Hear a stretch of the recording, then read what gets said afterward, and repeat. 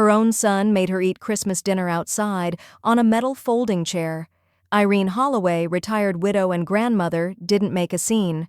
Inside her house, Darren and his wife Melanie toasted family legacy. By dawn, their names vanished, from her will, her deed, and every account they'd counted on. She'd given them decades of trust, as a mother and a mother-in-law. Now, the documents would remind them, entitlement isn't inheritance. We're about to begin, but if you'd like, share where you're joining from. It reminds me this story doesn't echo into silence, it lands somewhere real. Drop it in the comments and don't forget to subscribe. The scent of honey-glazed ham and rosemary rolls floated through the house like an invitation, just not one meant for Irene Holloway. Inside, the dining room glowed with effort. String lights zigzagged above the table, place cards labeled with faux calligraphy, cloth napkins folded into tulip fans. A jazz rendition of "Have Yourself a Merry Little Christmas" hummed from the Bluetooth speaker. Laughter bounced off the hardwood floors like everything was perfectly intact. "Irene, would you mind taking that chair out there?" Melanie gestured vaguely toward the sliding patio door with a slim hand. "It's warmer than it looks. I promise the chair wasn't part of the matching dining set. It was metal, cold, creaky, pulled from the garage, folded out and planted just beyond the reach of the heater vents." Irene didn't blink. She stepped through the door without a word. The plastic flap of the doggy door rustled behind her like a final insult. The sliding glass didn't fully close. They'd left it open about 6 inches, maybe for the illusion of inclusion. She sat. The air bit through her cardigan. A stray gust from the north scraped across her cheeks and nose. Her fingers ached as she placed them flat on her lap, resisting the urge to rub warmth into them. The concrete patio beneath the chair held onto cold like a grudge. Inside, Darren carved the ham with exaggerated showmanship, laughing loud at his own joke. Melanie clinked her wineglass against Trina's juice flute. No one looked toward the patio, except Trina. The girl slipped out quietly, carrying a plate with too much food and not enough joy. She crouched beside Irene and placed the plate on her lap gently, like it might break. Her voice was barely louder than the wind. "I'm sorry, Grandma." Irene gave her a small nod. "Not your fault." Trina hesitated. "They said it was too crowded." Irene's smile was faint but fixed. "I've been in quieter crowds." She waited until the girl retreated back inside, until the warmth of her presence was replaced by the mechanical thrum of the heater clicking on again indoors. Irene began to eat slowly, chewing deliberately. Each bite of mashed potatoes tasted like nothing. She stared at the backyard fence, the same one Darren had promised to fix 2 summers ago and never touched. One panel leaned awkwardly inward like it wanted to escape too. She could hear forks scraping plates inside. Someone turned the music up. Someone else closed the patio door just a bit more. Her phone vibrated on the metal table beside her plate. One text. "Dolores, you good?"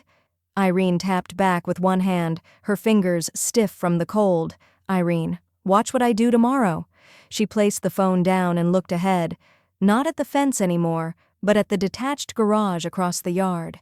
The side door to it was slightly ajar from the wind. Inside sat a binder, fat with legal language and possibilities. She'd left it out earlier, knowing full well she'd be picking it up in the morning. Inside the house, Darren raised a toast. "To family," Melanie cooed. "To future traditions." Irene didn't lift her glass of water. Instead, she placed her fork down with precision, wiped her mouth with the napkin they hadn't given her, and folded it neatly in half on her plate. She watched the lights flicker in the backyard string of bulbs, half-burnt, sagging in the middle, just like promises left too long in the sun. Then she whispered, to no one and everyone, "Let's see how they like being the ones left outside." The house was still. Not quiet. Just still. The way a room feels after someone has slammed a door and walked out of it. Irene woke at 5:12 a.m., just as the sky began bruising into dawn. She didn't reach for her robe.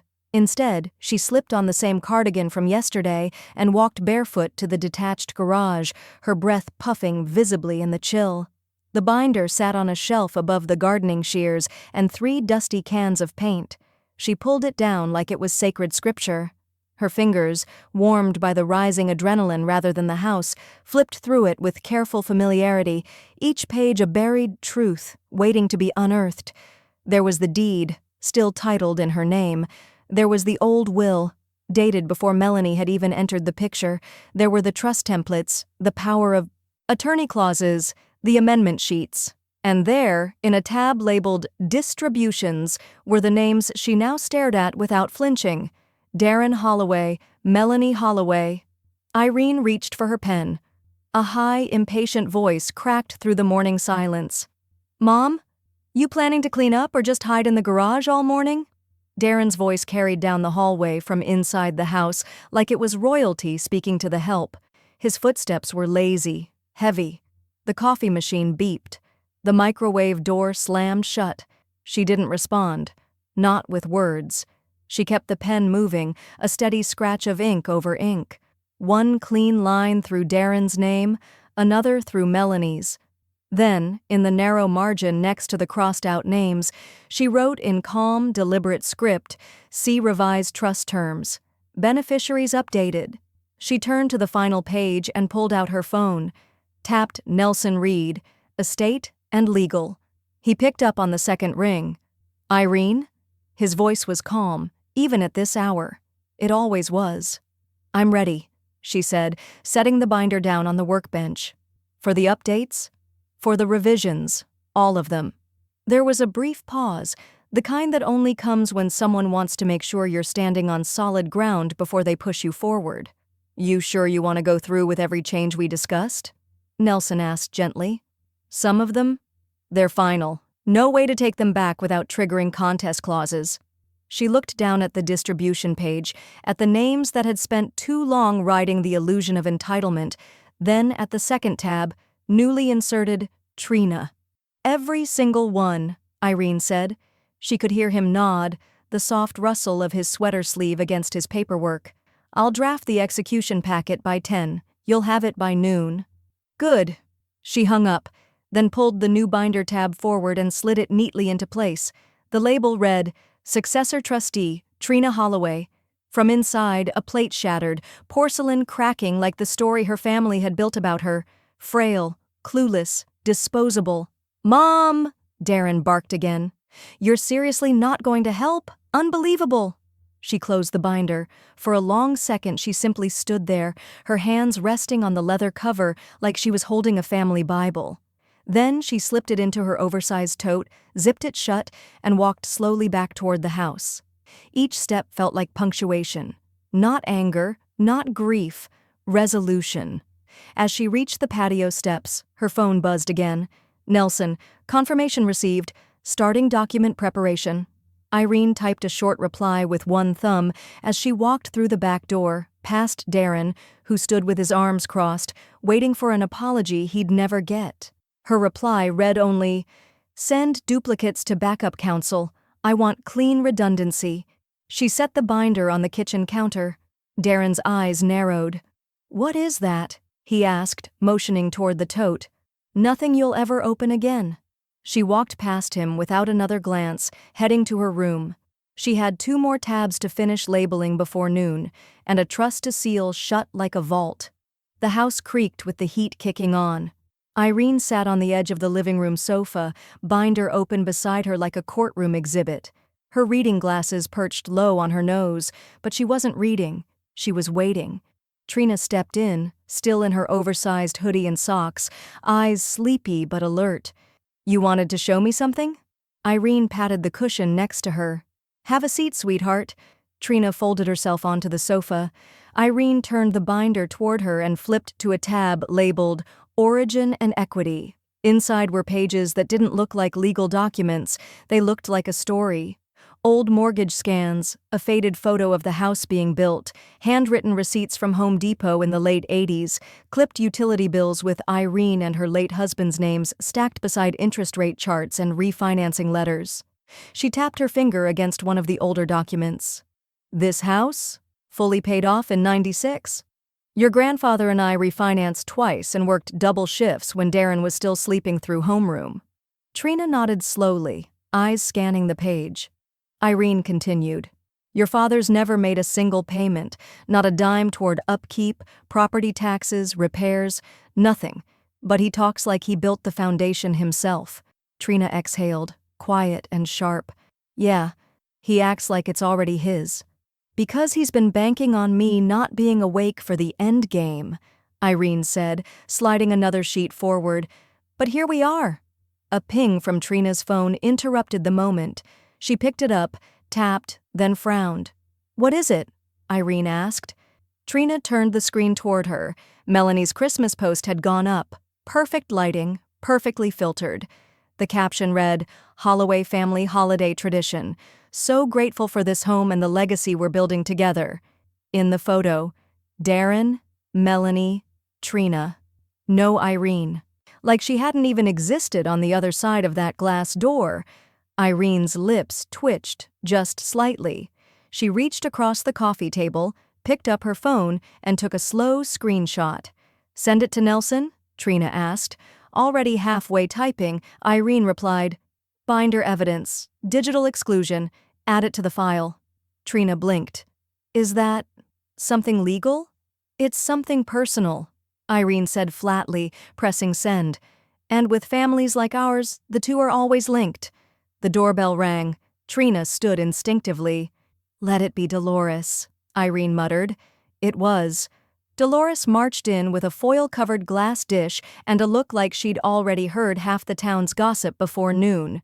Apple pumpkin pie fusion. Don't ask, just accept, she declared, setting it down. Her eyes landed on the binder. Still cooking up justice? Almost done preheating, Irene said, eyes twinkling now. Dolores leaned in to glance at the open documents. Lord have mercy. Look at this operation. Irene leaned back on the couch, shoulders squared. They wanted me out of the room. Let's see how they like being out of the picture. Dolores grinned, then paused as her eyes flicked over one of the highlighted clauses. Wait, is this what I think it is? Yes, Irene said, calm and certain. That clause triggers if anyone contests it. And if they do, they get nothing. Not a sock drawer. Dolores gave a low whistle. You're not playing chess. You're flipping the whole board. From the hallway, Darren's voice rang out, louder, angrier than before. Where's the leftover ham? Did someone eat my damn leftovers? Dolores gave a slow, wicked smile. You sure you don't want to leave just one slice for drama? Irene didn't look away from the binder as she spoke. They already took everything I was willing to give. Her hand hovered over the final tab she hadn't shown anyone yet. Emergency powers. Her thumb grazed the edge. Not yet. Her phone buzzed once. It was Nelson. Got the screenshot. Adding it now. Language being revised to reflect digital exclusion precedent. Irene set the phone down gently. She could feel it now. The pressure in the house shifting. Like the floor had just tilted, just enough for someone upstairs to lose their footing. The fireplace hadn't been used in years, but Irene still cleaned it every fall. Ashes gone, brass screen polished, and the hearth dusted like it might warm something more than air, a memory maybe, or whatever remained of decency in this house. This morning it looked sterile, like a stage set that hadn't seen real fire since her husband died. She crouched slowly, knees cracking, and reached for the antique fireplace tools. Poker, tongs, brush, and stand. They were iron, wrought, weighty, unmistakably old. Her mother-in-law had gifted them as a housewarming present in 1973. Darren had once used the poker to sword fight the couch cushions. He was 6. He'd earned a timeout, not a legacy. Irene folded each tool in layers of newspaper and bubble wrap, placing them carefully into a medium-sized moving box. Behind her, Trina watched in silence. Then she stepped closer, holding a yellow legal pad. You want me to write this one down? Irene nodded. Top of the list, market heirloom, not for distribution. Trina scribbled quickly. Got it. They were building a new kind of inventory, one not based on imagined inheritance, but on earned inclusion. Every object tagged, listed, and coded, everything accounted for. Irene didn't want a single item becoming someone else's assumed reward. She moved on to the mantel clock, another item with history and misplaced expectations. Trina peeled a red inventory sticker and pressed it onto the back. Irene took a deep breath. Start a list called What They Assume Is Theirs. Trina's pen froze mid-scratch.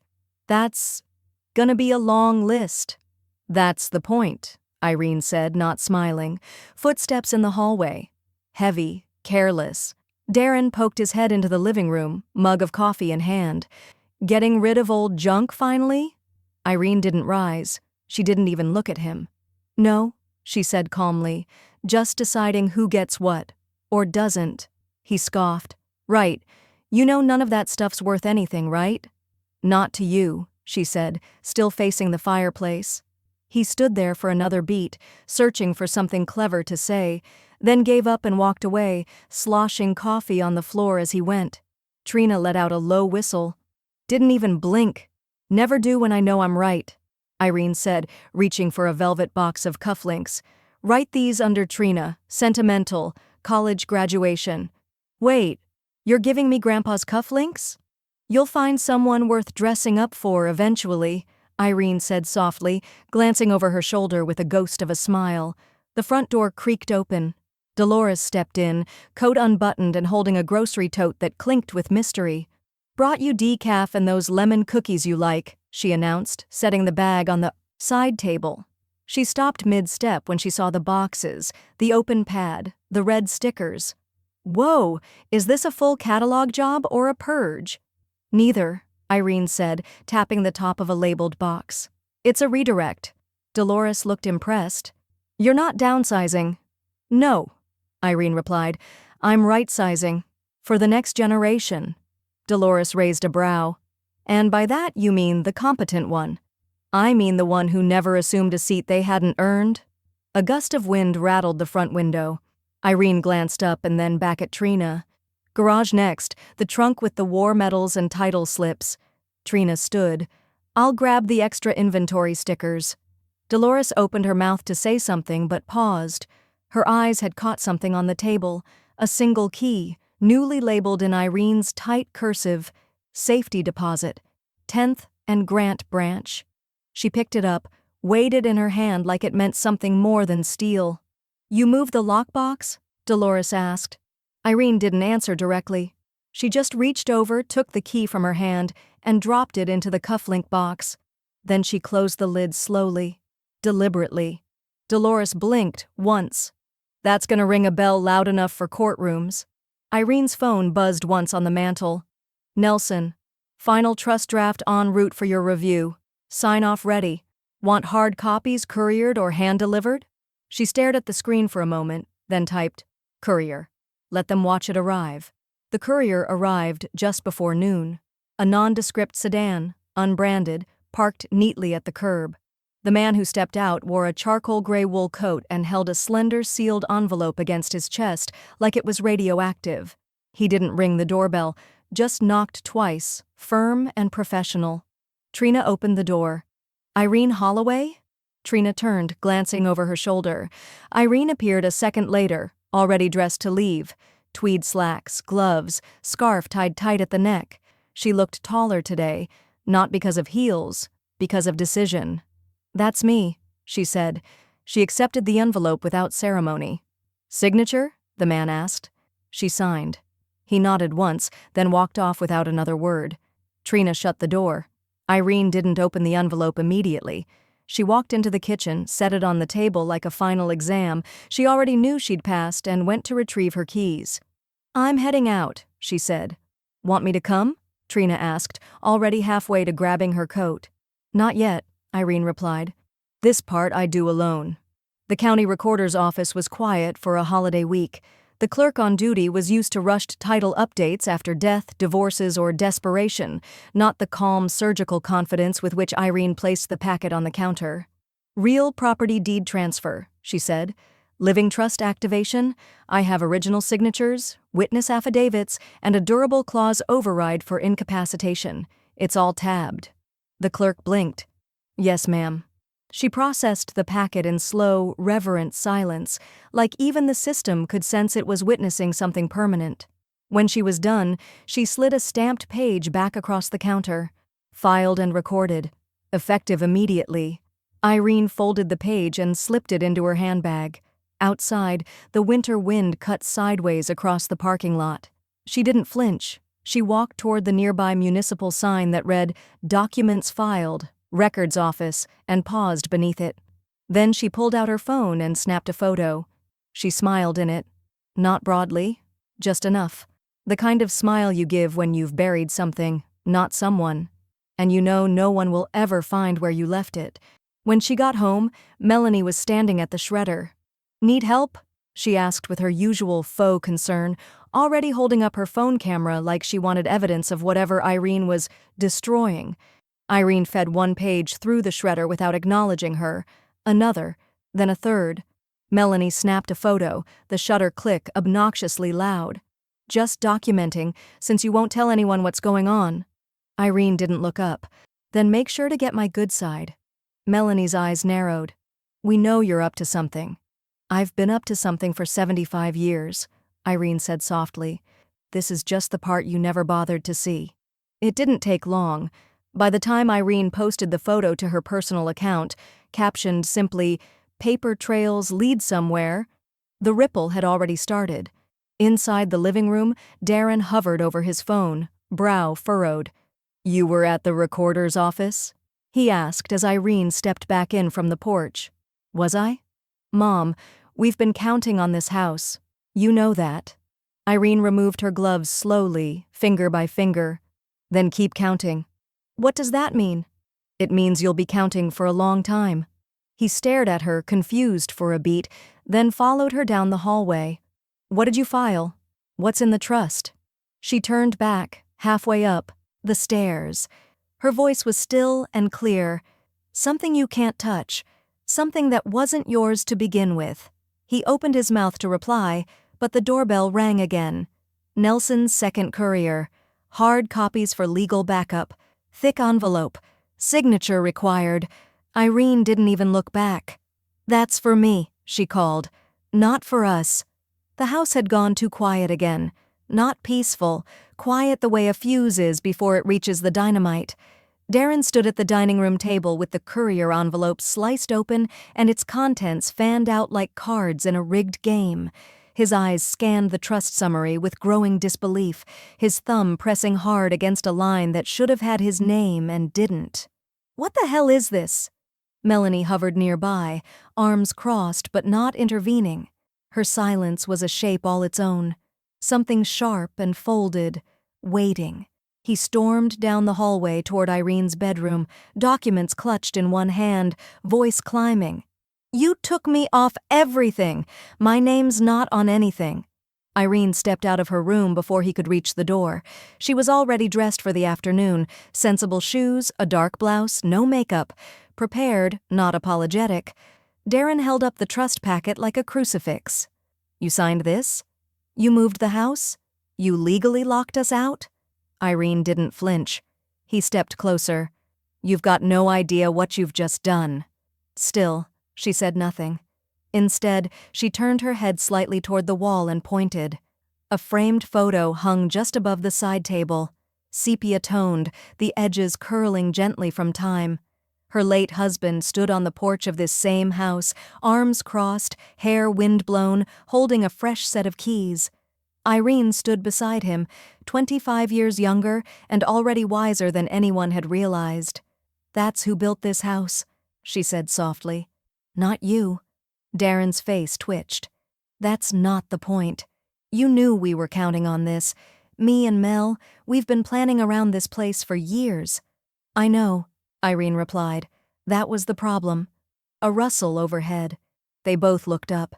Trina stood halfway down the staircase, barefoot, quiet, eyes wide with disbelief, but not surprise. She didn't speak. She didn't need to. The truth had been dripping into her world for weeks now, and this was just the floodlight moment. Darren turned, gesturing helplessly at her. "You see what she's doing? This is manipulation, emotional blackmail. She's dividing us." Trina's voice came out cold. She's correcting history. Darren's eyes narrowed. You're 17. You don't get it yet. I do, she said. You just don't like that I do. The silence between them rippled.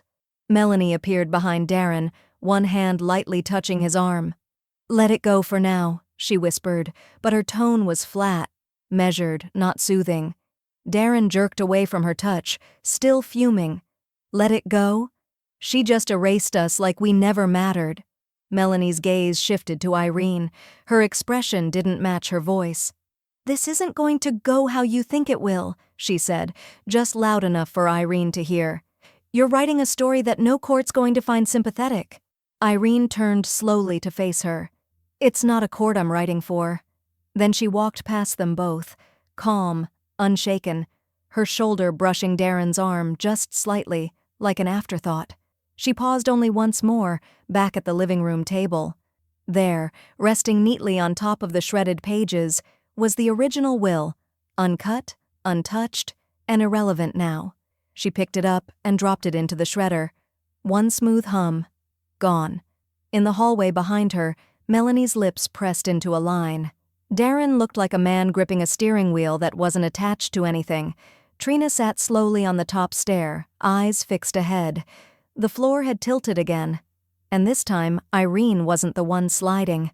The kitchen was quiet except for the faint hum of the oven warming up.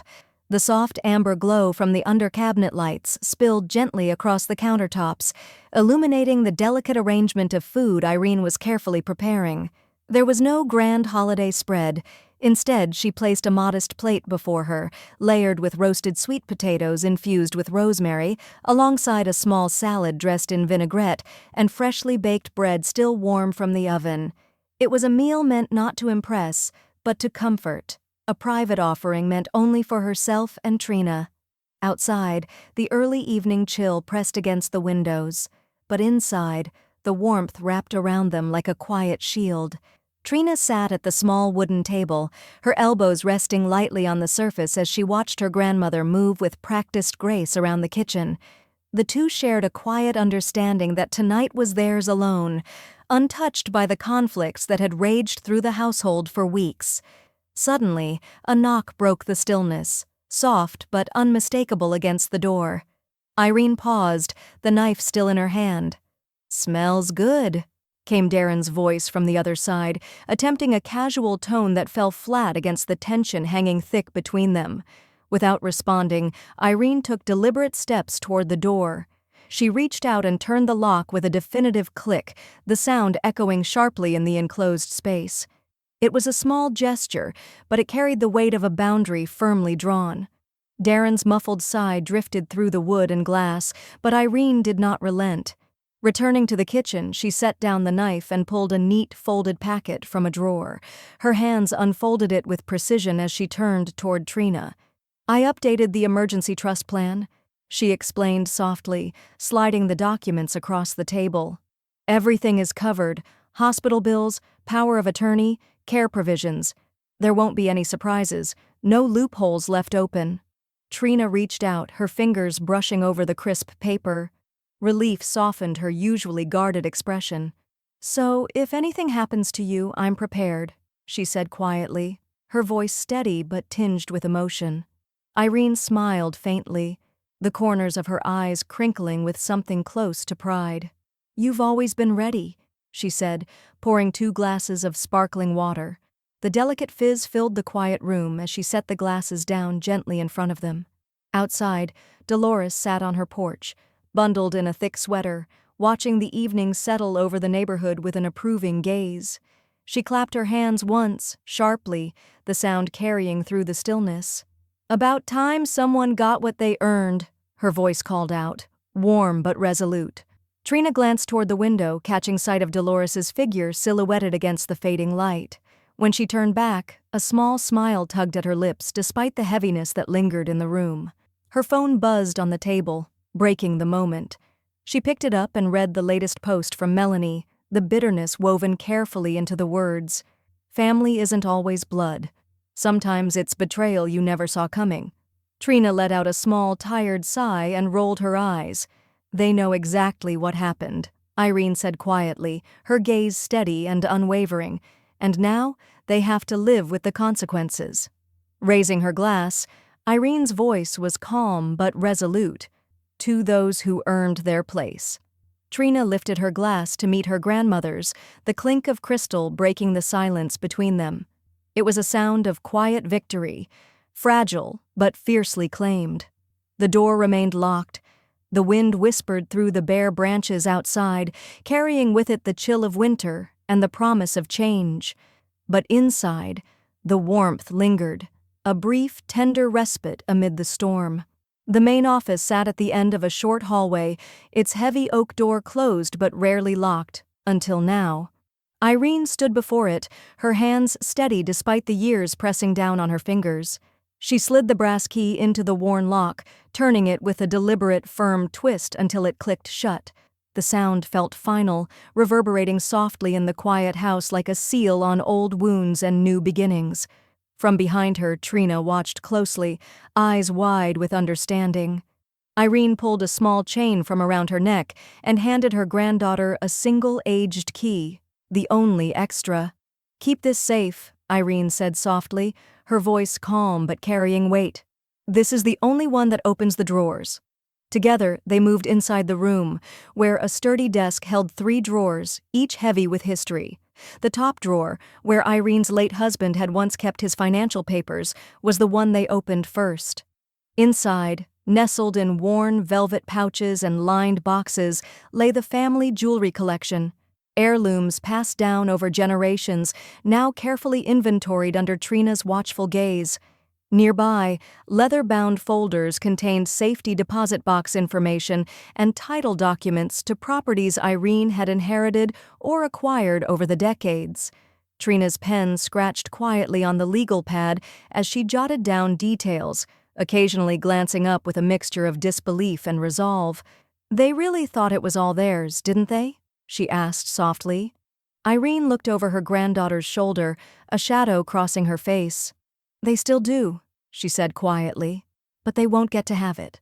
Just then, the front door opened quietly, and Melanie slipped inside, her expression carefully composed but betraying a trace of nervousness. She moved forward, voice gentle but strained. "Irene, we're sorry about Christmas. It wasn't meant to hurt you." Irene's eyes narrowed, her posture unyielding as she met Melanie's gaze head-on. "I'm not sorry," she replied evenly. "I finally saw you clearly." Melanie's lips pressed into a thin line. For a moment she looked as if she might argue, then sighed, stepping back. Before the tension could thicken further, the sound of a soft knock on the doorframe drew their attention. Dolores stood there, a familiar smile warming her face despite the heaviness in the room. In her hands, she carried a manila envelope marked simply, "Will Template."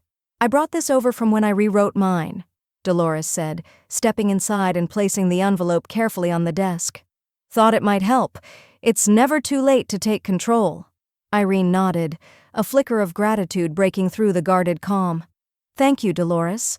Trina closed the drawer gently and looked between the 3 women. "Their assumptions won't define us anymore," Irene said softly, locking the drawer and turning the key. "This house, this family, we're rebuilding it on truth." The key clicked firmly into place. Outside, the wind rattled the window panes as if echoing her resolve. Inside, the past was locked away and the future was quietly, irreversibly unfolding. The soft glow of the laptop screen was the only light in Irene's living room as the late hour deepened around her. She sat quietly, eyes focused and calm, scrolling through her social media profiles with a quiet determination that betrayed the storm beneath her composed exterior. Each swipe and tap brought new clarity to what had already settled in her heart, but seeing it laid bare was something else entirely. With a subtle breath, she paused as her finger hovered above the screen and then tapped to refresh her profile page once more. The confirmation she sought was unmistakable. Melanie had removed her from every platform, Facebook, Instagram, even the group chat that had once connected the family digitally was now a void where her presence no longer existed. The finality of the gesture hit like a cold wave, a digital erasure that cut deeper than any spoken word. Irene allowed herself the barest hint of a smile, one of quiet victory and weary acknowledgement. Some doors close softly, she thought, but others slam shut with the sound of long-held resentments finally breaking free. The next morning, light filtered weakly through the kitchen window as Trina sat at the small wooden table, her eyes fixed on the screen of her phone where a message from Darren awaited. He leaned in close, voice low and tense, his words laced with bitterness and desperation. "You're being manipulated," he said, his gaze sharp as he tried to sway her. "Grandma's twisting everything to suit herself. You have to see it for what it really is. Don't let her fool you." Trina's eyes lifted slowly, meeting his with a steadiness that seemed to carry years of quiet realization. "So were you," she replied softly but with undeniable strength. "You just didn't want to admit it. You were blinded by your own sense of entitlement." For a long moment Darren's mouth opened as if to argue, but the weight of her words held him silent. The room between them was thick with unspoken truths and fractured loyalties. Meanwhile, miles away in a quiet law office filled with the muted sounds of ticking clocks and the faint rustle of papers, Irene sat across from Nelson, the calm professionalism of the setting contrasting sharply with the personal battles she had fought over the past weeks. He slid a thick stack of documents toward her, the final pieces of a puzzle that would seal her fight with legal precision. "This is the final no contest clause," he explained carefully, his voice measured. "Once you sign, anyone who challenges the trust forfeits all rights completely. There are no exceptions. It's the strongest protection we can offer." Irene did not hesitate. Her pen moved deliberately across the page, each signature a mark of resolve and finality, binding decades of quiet endurance with the promise of a new chapter. Nelson nodded with approval, a small smile of reassurance crossing his features. "I'll have copies sent to a backup law firm for legal redundancy," he said. "It's critical to have multiple safeguards in place. We're building a fortress here, one that will withstand any assault." Back in the sanctuary of her home office, Irene methodically prepared what she called her clean exit strategy. Every file was organized, every document accounted for, and every loose end meticulously tied off. There would be no surprises, no shadows lurking where the light should fall. Her careful planning was a testament to the hard lessons of a lifetime spent navigating betrayals and broken promises. Her phone buzzed, and a message from Darren appeared. "If you keep this up, I'll go public. Everyone will hear your side of the story." Irene read the threat with measured calm before opening a secure folder labeled Receipts and Records. Hundreds of pages, emails, photographs, all proof she had collected quietly but relentlessly. She smiled, a slow and confident curve of her lips. "Good," she whispered softly to herself. "I kept receipts." Later that afternoon, a letter arrived for Trina confirming her official status as the successor trustee of the Holloway estate. The legal protections it outlined were comprehensive, ensuring she held full access and authority over the house and all associated assets, even in the event of Irene's incapacitation. The weight of responsibility was immense, but Trina bore it with a quiet dignity that spoke to the strength of the woman who had prepared her for this very moment. Sitting side by side on the porch as the sun dipped low, painting the sky with hues of gold and rose, Irene took Trina's hand in hers. "You're not just inheriting a house," she said softly, her voice steady but filled with meaning. "You're inheriting a fight, a legacy of standing up for what's right, no matter the cost." Trina squeezed her grandmother's hand firmly. "I'm ready," she replied without hesitation. Between them, the house stood strong and silent, a fortress rebuilt not just of bricks and mortar, but of truth, love, and hard-earned justice. The winter sun hung low in the Bakersfield sky, casting a soft, pale light over the backyard that had once felt cold and unwelcoming. Now, with deliberate care, Irene set to work transforming it, quietly reclaiming the space that had symbolized both exclusion and neglect. The first task was modest but meaningful. She planted a small sitting garden near the concrete patio, where the metal folding chair had once stood alone, a silent testament to her ostracism on Christmas Day. The rich, dry earth took the roots of lavender and rosemary with surprising eagerness, promising new life where old wounds had festered. Trina moved beside her, untangling strings of small white lights with the patient focus of someone weaving together more than just bulbs. Together, they hung the lights in gentle arcs above the patio, carefully choosing the spot where that cold chair had once creaked and groaned beneath its lonely occupant.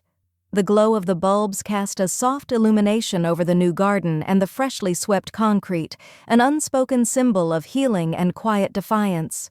Weeks later, Irene prepared the backyard for a small New Year's brunch, inviting only those who had stood steadfast in her corner. Dolores, the bold and unflinching neighbor; Hannah, a longtime friend and confidant; and of course, Trina, her granddaughter and now legal successor to the house. The table was simple yet elegant, set with crisp linens, hand-painted china, and wildflowers gathered from the garden. The afternoon sun warmed the space as the guests gathered, laughter and conversation mingling with the gentle hum of cicadas.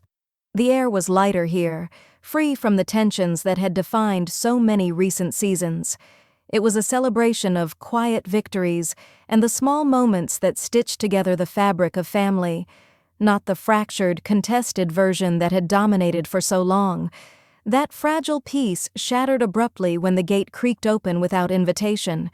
Darren appeared, his posture rigid, eyes scanning the gathering like a man entering territory he believed was rightfully his.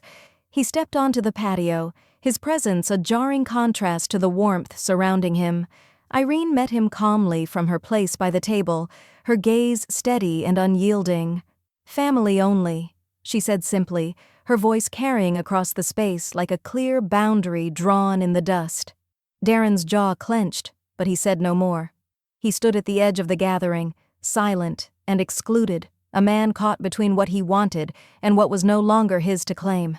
As the brunch resumed, Irene leaned toward Trina, pulling from her pocket a small wooden plaque engraved with elegant script, "Chosen, not entitled." She pressed it gently into her granddaughter's hands. Trina's eyes shimmered with unshed tears, the weight of the gift settling over her like a mantle. "Thank you," she whispered, voice thick with meaning. Irene smiled softly, the garden and the lights behind them glowing warmly as if affirming the truth of the moment. Outside, the locked gate remained closed, a quiet sentinel guarding a house no longer divided by entitlement, but united by those who had earned their place. The morning light filtered gently through the tall, narrow windows of Irene's study, casting long, soft shadows across the stacks of carefully organized documents that covered her polished oak desk. Each paper was a testament to a lifetime of work, sacrifice, and quiet endurance, now rearranged with precision into a mosaic of layered trusts, asset reallocations, and legal safeguards. Savings accounts that had grown through decades of steady discipline were being protected behind ironclad walls, stocks transferred into names bearing only the weight of loyalty and trust. Even the family heirlooms, once assumed to be entitled possessions, were carefully catalogued and assigned, shielded from claimants who had never earned their place.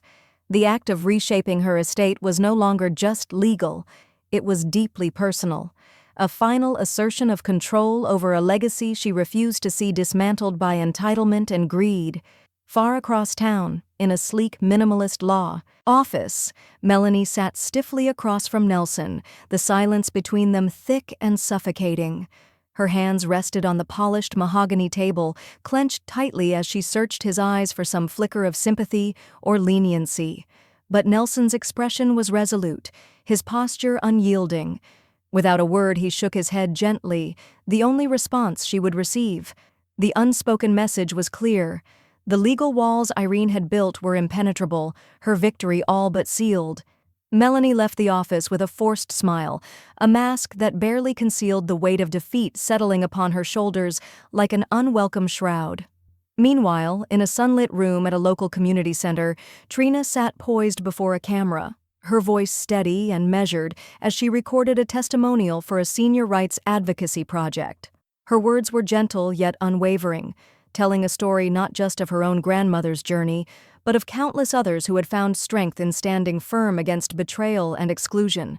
She spoke about dignity, resilience, and the quiet power of reclaiming one's rightful place when others try to erase it. Irene watched the video on her tablet later that evening, her eyes welling with tears as she whispered softly, "You're the only one who ever saw me." In that moment, all the years of quiet suffering and lonely battles found their meaning through the voice of the granddaughter she trusted to carry the torch forward. On the other side of the digital divide, Darren's latest social media post flickered onto screens with a harsh edge, dripping with cryptic accusations and bitter undertones.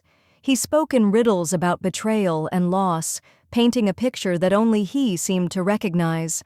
But unlike before, his words met with silence. His followers were unmoved, the echoes of entitlement drowned out by the steady drum of truth and justice that Irene and Trina had set in motion. It was as if the world had finally stopped listening to the grievances of a man who had never truly earned his seat. Sitting comfortably on the porch, Dolores observed the quiet scene with a knowing smile.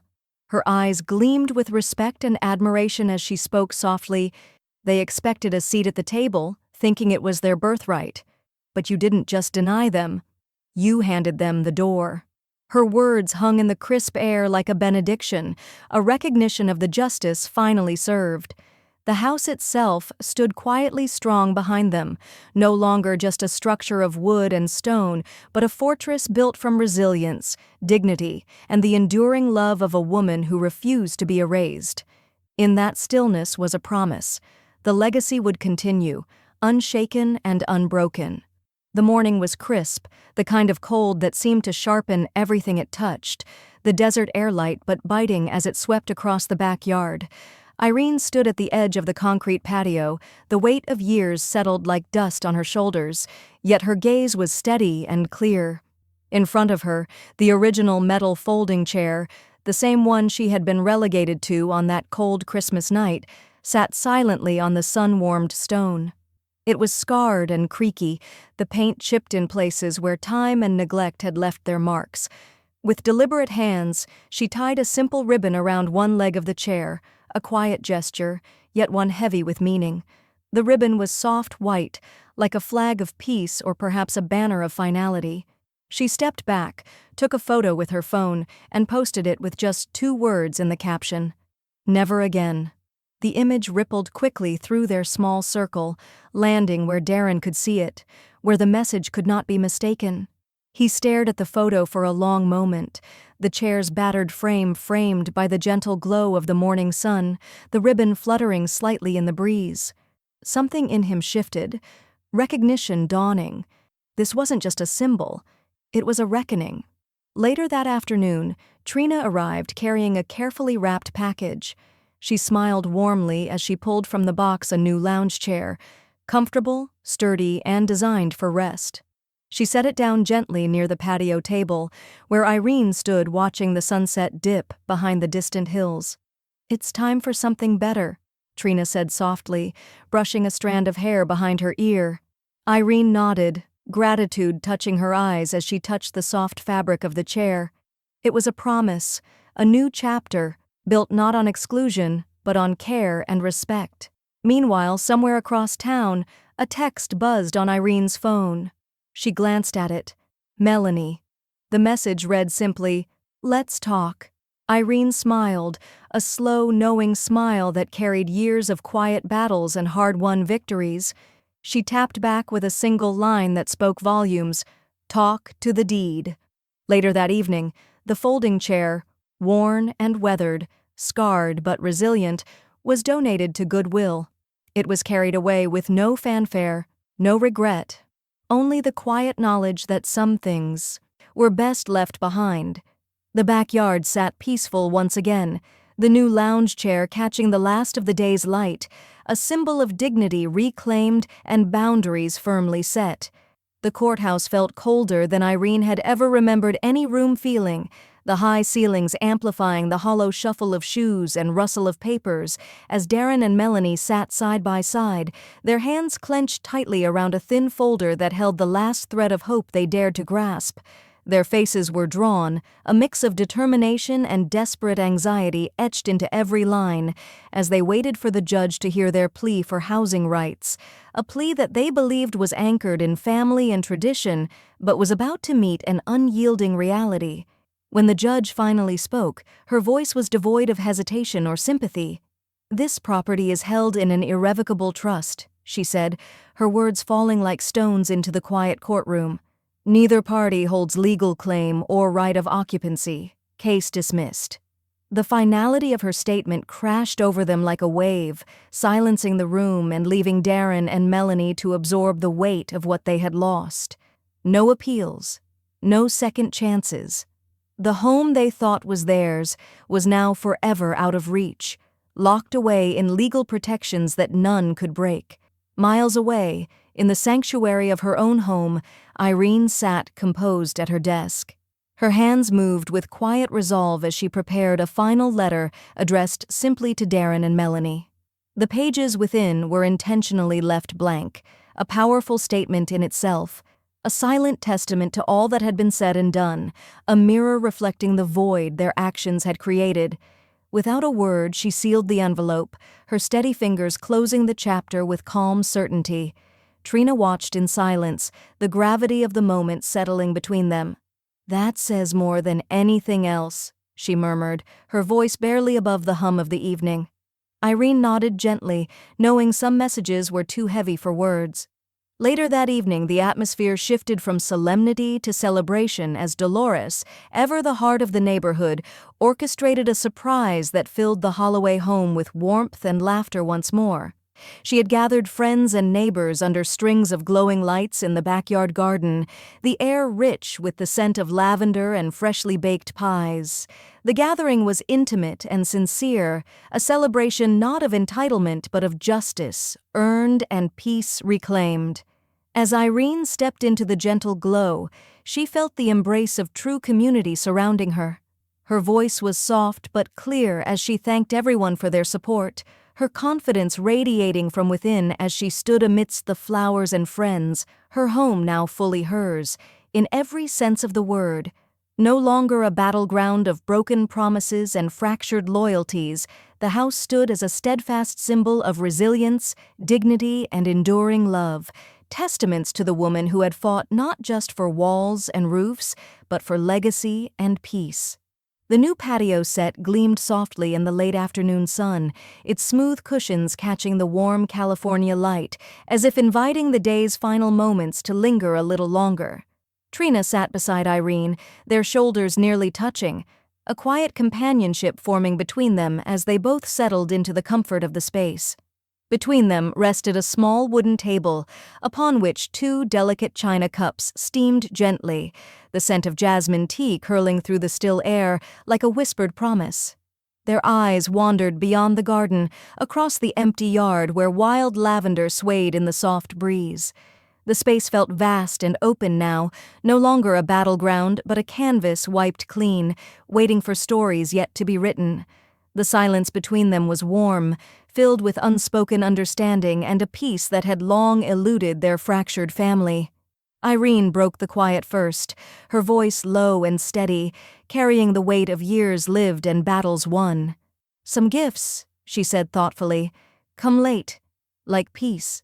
She took a slow sip from her cup, eyes never leaving the horizon. Trina nodded, a small smile touching her lips, the corners crinkling with relief and hope. Just then, a soft knock at the door drew their attention.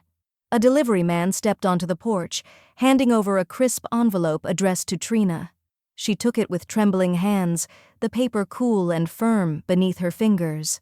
With careful breath, she opened it, and as she read, her eyes widened, light flooding through them. It was her college acceptance letter, but more than that, a scholarship was enclosed, covering the tuition that had once seemed so far out of reach. Irene watched her granddaughter's face, the pride swelling quietly in her chest. "I couldn't give them legacy," she murmured, her gaze steady on Trina. "But I'm giving you launch." Her words were soft, but they carried the weight of a mother's hope, a grandmother's fierce determination. Trina reached across the table without hesitation, pulling Irene into a tight embrace. The hug was long and hard, an unspoken thank you, a shared victory, a promise that the past would not define them. "Thank you for choosing me," Trina whispered against Irene's shoulder, voice thick with emotion. Irene held her close, the garden around them glowing in the warm twilight, the house behind a silent sentinel to the legacy that was no longer about entitlement or division, but about love earned and freely given. The afternoon sun cast a gentle golden light over the garden, settling softly on the small wooden table where Irene sat with her pen poised above a crisp white sheet of paper. The final note to the trust, her last act in a saga that had stretched across years and broken promises, felt heavy with significance. Her fingers moved deliberately, each stroke writing not just legalese but a promise, a clause that made one thing unmistakably clear. Trina, her granddaughter, could never be removed as beneficiary. It was a shield, a safeguard forged in love and resolve, sealing a future where trust and dignity would be honored. Irene folded the note carefully and tucked it into the binder before standing and walking to the garden wall where a plaque awaited its place. The bronze gleamed faintly in the fading light, its inscription simple but profound. Built by dignity, maintained by love. She affixed it with measured hands, stepping back to let the words settle into the quiet earth beneath the lavender bushes. As evening fell, Irene returned to the patio table.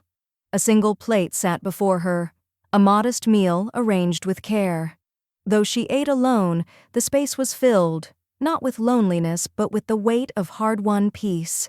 The gentle hum of cicadas and the faint scent of rosemary rising from the garden wrapped around her like an embrace, reminders that she was exactly where she belonged. The soft sound of footsteps on the patio made her glance up.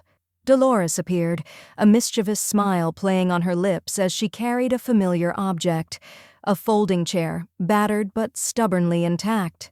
"Remember this?" she asked, settling it beside Irene's new lounge chair. They both laughed. A warm, genuine sound that rippled through the stillness, breaking years of silence and pain. Irene's eyes twinkled as she shook her head. "Let it rust somewhere far away," she said softly.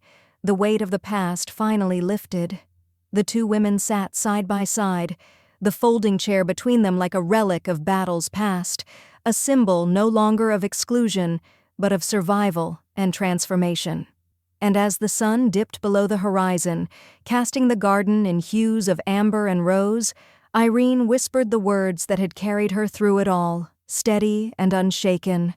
"They folded me out for Christmas, so I folded them out of forever." The garden settled into twilight, the plaque catching the last light like a silent sentinel, guarding a legacy built not on entitlement but on dignity and love.